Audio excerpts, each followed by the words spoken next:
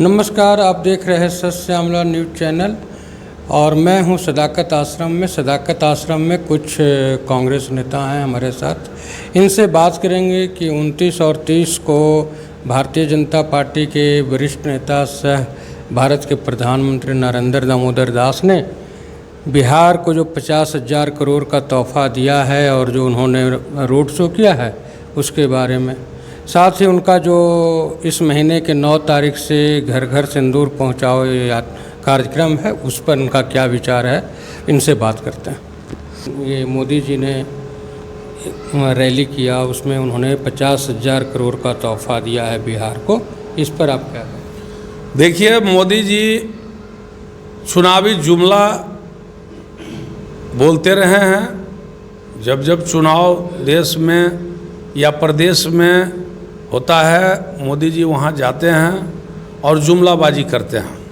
ये तो देश की जनता और बिहार की जनता भी समझ रही है। जब पिछले बार बिहार में आए थे मोदी जी भोजपुर आरा में, तो उन्होंने 125 करोड़ रुपये का जुमलेबाजी किया था। बिहार को मिला क्या, ये बिहार की जनता जान रही है। क्या बिहार की बेकारी, भूखमरी, गरीबी, महंगाई दूर हुआ? क्या बिहार में शिक्षा ठीक हुआ? क्या बिहार के लोगों को उचित चिकित्सा मिल रही है? क्या बिहार के किसानों को न्याय मिला? उसका फसल का दाम उसको मिल रहा है?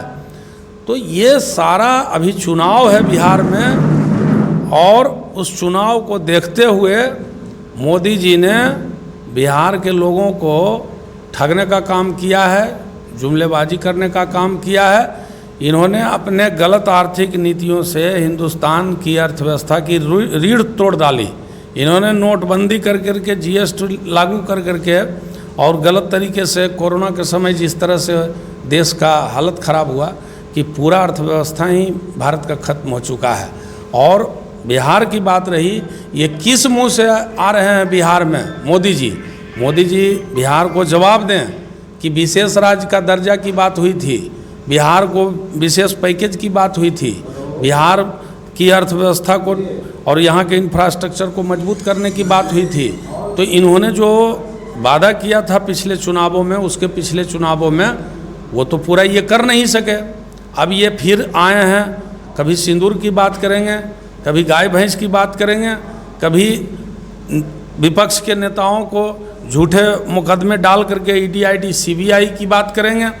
तो ये इनका जो है इस बार बिहार में नहीं चलने वाला है। बिहार में इस बार एनडीए की सुपड़ा साफ होने वाली है और महागठबंधन की सरकार बनेगी।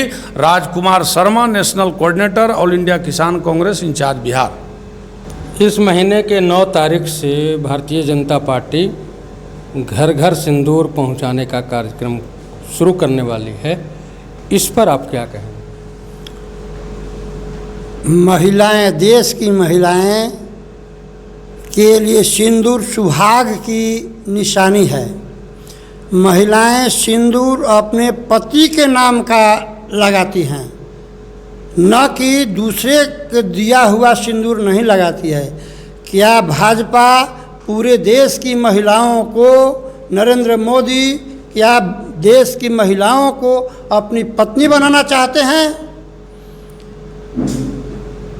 हमारे महिलाएं कह रही हैं कि ये सुहाग हम लोग अपनी पति के लिए खरीदती हूँ।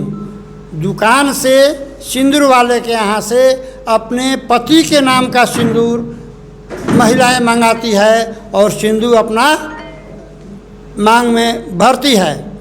ये मोदी सरकार, मोदी जी हमारे महिलाओं को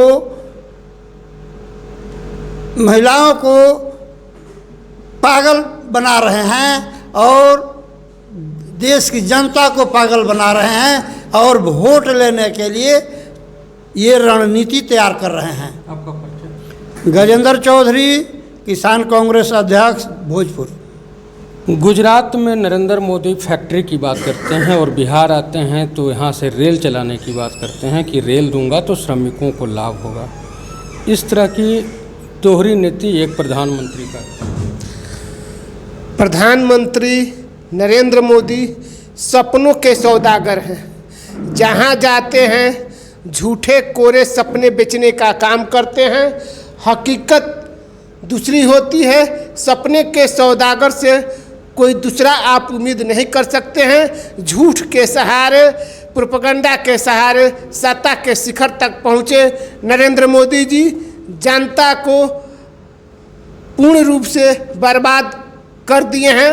अडानी अंबानी के चौकीदार बनकर किसानों के कलेजे पर जो उन्होंने रौंदने का काम कराया है अपने सांसदों, अपने मंत्रियों के माध्यम से, देश के 700 किसान बलिवेदी पर चढ़ गए दिल्ली में। प्रधानमंत्री नरेंद्र मोदी ने किसानों की कोई आवाज़ नहीं सुनी।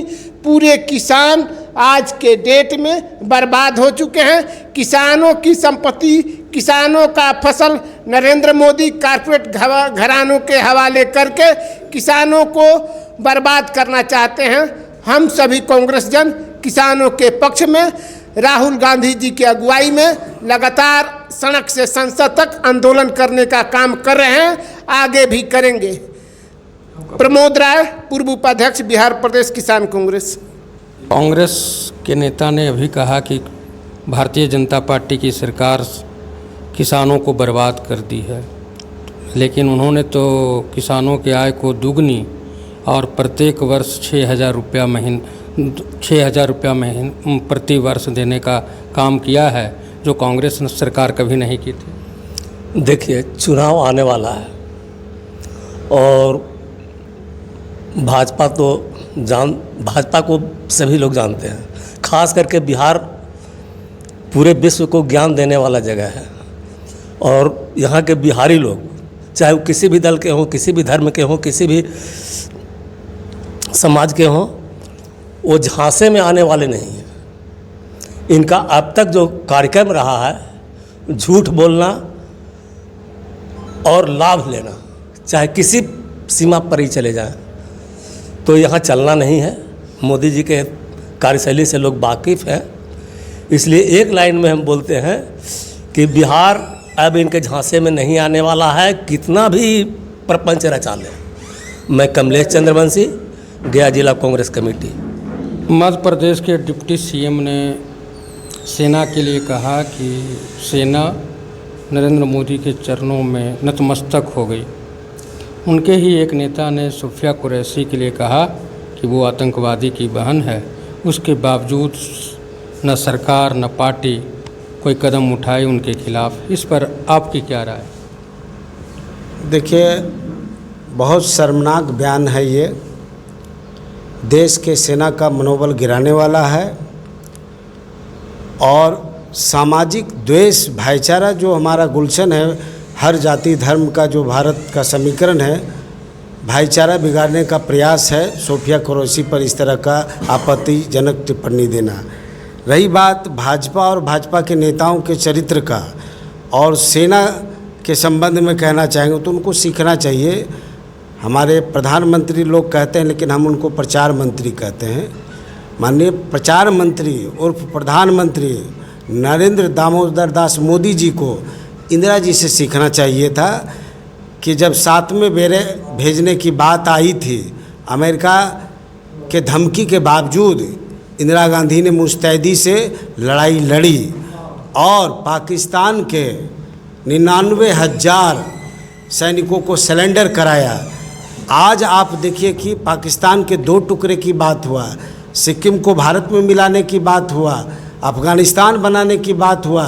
देश के स्वाभिमान पर, एकता पर, अखंडता पर जब भी सवाल उठा, किसी ने नज़र डाली, तो उसका करारा जवाब अगर कोई देने का काम किया तो वो इंदिरा गांधी कांग्रेस की नेता थी। अब रही बात मोदी जी, अरे शर्माना चाहिए। पूरा देश शर्मसार हो गया जब हमारा तीनों सेना आक्रामक तरीके से पूरा पाकिस्तान को रौंद रहा था।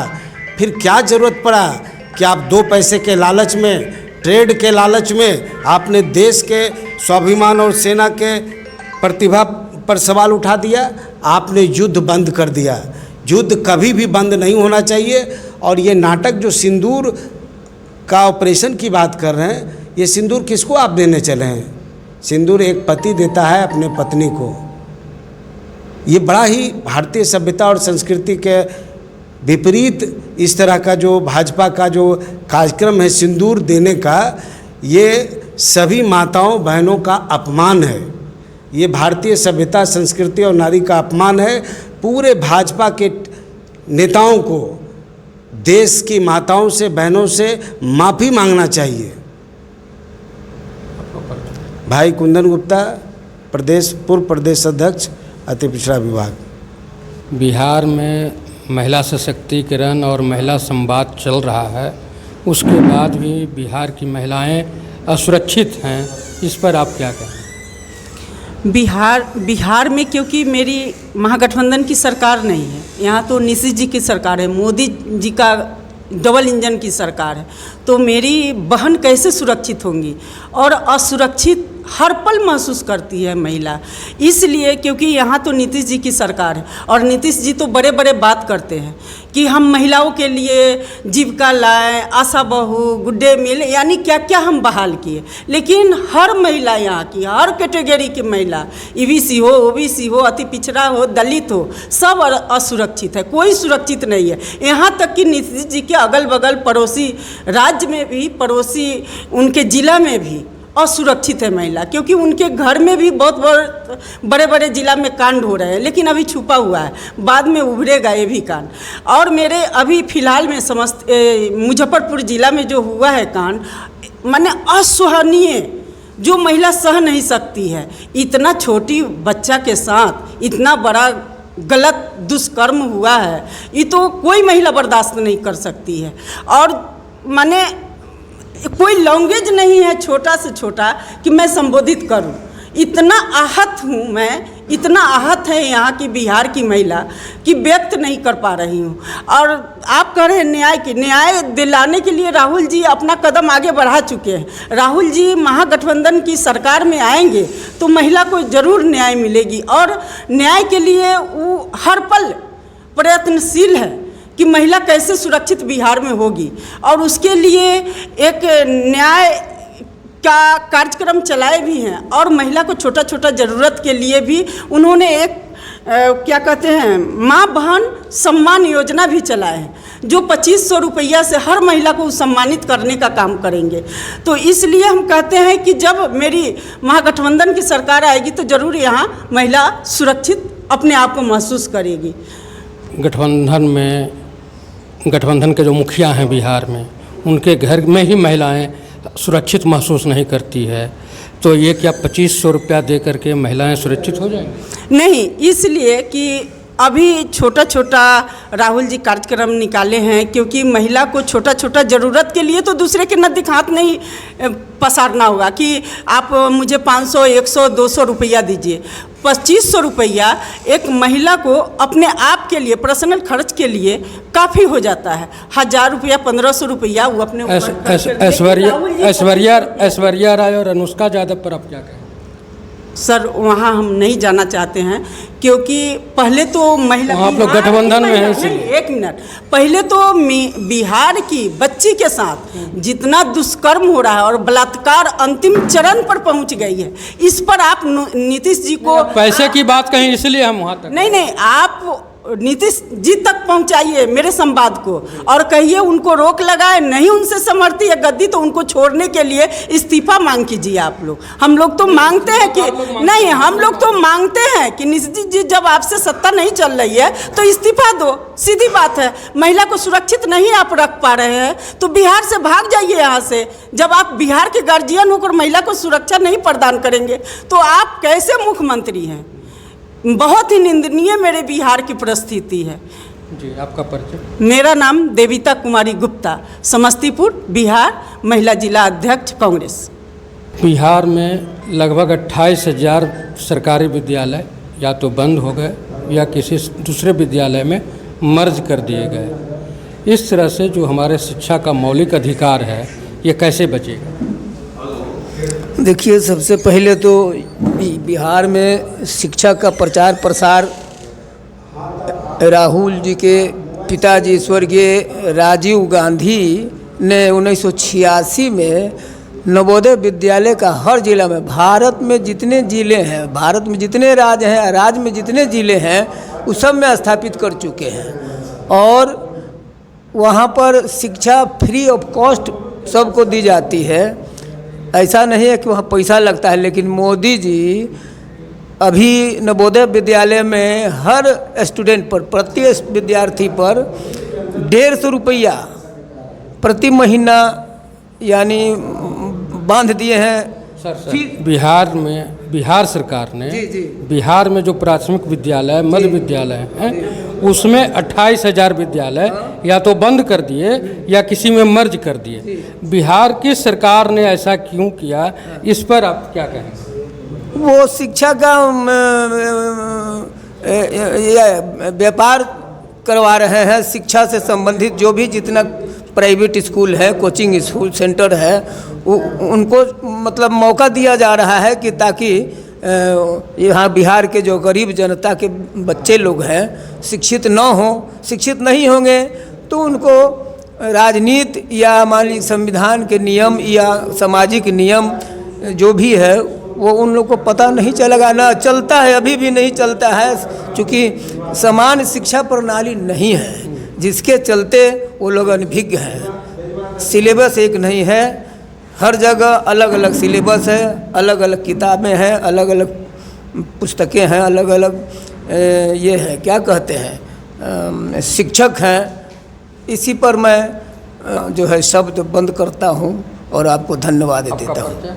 मेरा नाम है दुखन प्रसाद भारती, पटना जिला, बाजार समिति राजेंद्र नगर, मजदूर किसान और खेतिहर किसान के साथ जुड़ा हुआ हूँ। कांग्रेस के कुछ नेताओं को सुना, इन लोगों ने मोदी पर, नीतीश कुमार पर बिहार को ठगने और बिहार को पिछड़े बनाने का सीधा सीधा आरोप लगाया।